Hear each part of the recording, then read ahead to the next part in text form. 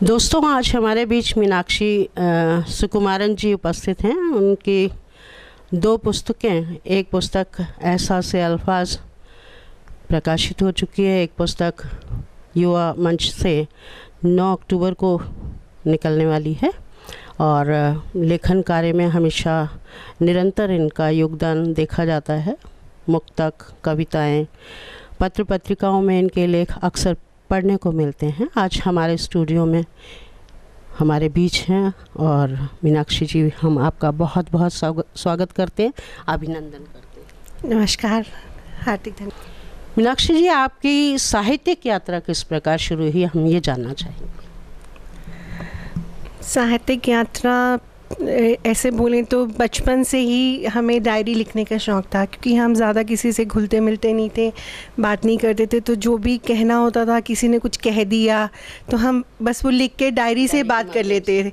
मतलब डायरी को कन्वे कर देते थे कि ये बात हमें अच्छी नहीं लगी, या इस बात से हमें दुख हुआ, या कोई खुशी की बात हुई। मतलब दिल की भड़ास आप डायरी के माध्यम से निकाल देती थी। जी जी, बस वहीं से ऐसे धीरे धीरे, पता नहीं चला कब लिखते गए। फिर एक बार हमने स्कूल मैगज़ीन में दिया। हमारे स्कूल में एक नए सर आए, डायरेक्टर सर, उन्होंने एक शुरू किया कि आप कोई भी चीज़ ना डायरी में सबमिट करेंगे। तो उसमें मैंने पोएम्स लिखने लगी, तो वो बहुत खुश हुए। तो तब मुझे लगा कि हाँ, मैं पोएम्स भी शायद लिख सकती हूँ। तो इसी तरह से फिर स्कूल मैगज़ीन्स, कॉलेज मैगज़ीन्स में चलता रहा। फिर धीरे धीरे फिर मुझे एक तो रेडियो सुनने का बहुत शौक़ था। फिर रेडियो में युवानी करके आता था, तो उसके माध्यम से मैं जुड़ी। वहाँ पर मैंने कई लाइव शोज़ किए, इंटरव्यूज़ भी किए। तो बस इस तरह से फिर राष्ट्रीय सहारा में लिखने लगी। एक संडे मेल करके न्यूज़पेपर होता था। बस धीरे धीरे धीरे करके चलता गया। मगर फिर कुछ अंतराल आ गया। जैसे शादी हुई तो बिल्कुल 8-9 साल हम भूल ही गए। हम ये भी नहीं पता था कि हम लिखते भी हैं। फिर अचानक से एक दिन मेरे हस्बैंड ने कहा, तुम फेसबुक से जुड़ जाओ। फेसबुक पे जुड़े तो वो जैसे कहीं छुपा हुआ कहीं एक ललक बाकी थी। तो फेसबुक में धीरे धीरे लिखने लगे। फिर एक दिन हमें एक मैसेंजर पे मैसेज आया, रमा शर्मा है जापान से, कि मीनाक्षी आप अपनी पोएम्स दीजिए बुक के लिए। तो मैंने कहा, हमने तो आज तक कभी कहीं छपवाई नहीं। तो उन्होंने कहा, नहीं, मैं तुम्हें पढ़ती हूँ फेसबुक पे, तुम अच्छा लिखती हो। तो हमने डरते डरते उन्हें अपनी 5 पोएम्स दी। फिर उन्होंने और मांगी। फिर ऐसे करके उन्होंने 3 बुक्स में मुझे पहली बार मतलब लॉन्च किया। सांचा संग्रह ही था, बस वहाँ से चल पड़ा। और फिर अब जो भी है जी, अब मैं रेगुलरली न्यूज़पेपर्स में भी, और अभी मेरी 2 सोलो बुक्स लॉन्च हुई हैं। बस इसी तरह से मेरी यात्रा चल रही है। और इस समय हिंदी पखवाड़े की धूम मची हुई है। 14 सितंबर को हमारे यहाँ हिंदी दिवस मनाया जाता है हिंदुस्तान में। और इस समय जगह जगह हिंदी के विषय में या हिंदी के लिए कुछ ना कुछ कार्यक्रम किए जा रहे हैं। उसके विषय में आप क्या कहना चाहेंगे? सबसे पहले तो मुझे कई बार बड़ा अचंभा होता है कि हम बोलते हैं कि हिंदी हमारी मातृभाषा है, मगर इसको मनाने के लिए हमें एक दिन बनाना पड़ा कि लोगों को समझ आए कि हाँ भाई, हिंदी की उपयोगिता क्या है, या हमारे देश में हिंदी ही इस्तेमाल की जानी चाहिए।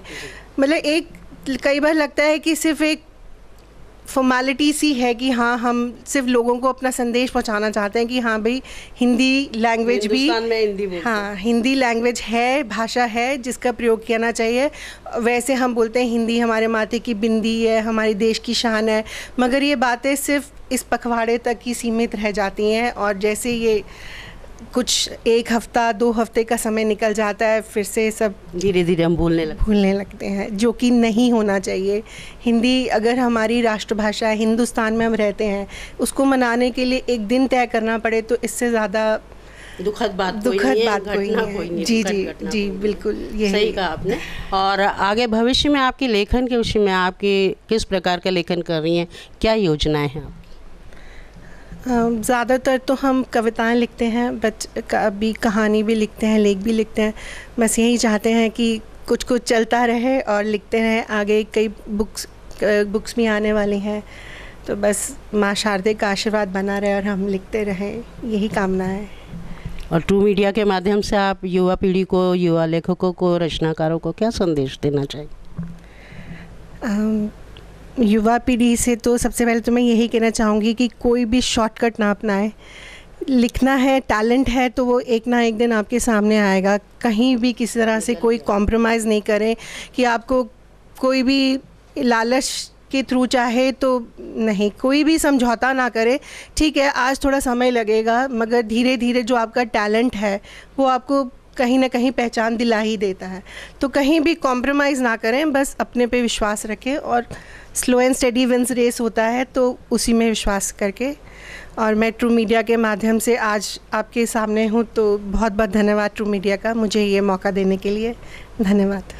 तो देखा दोस्तों, मीनाक्षी सुकुमारन के विचार हैं कि हमें बैकडोर से नहीं आना चाहिए, अर्थात जो भी कार्य करना है उसे हमें सोच समझ कर करना है, किसी के झांसे में नहीं आना है। और इसके अतिरिक्त उनके लिए हिंदी के लिए एक दिवस काफ़ी नहीं है, ऐसा इन्होंने हमें संदेश दिया। तो मिलते हैं अगले साक्षात्कार में। जी, बेहद शुक्रिया आपका।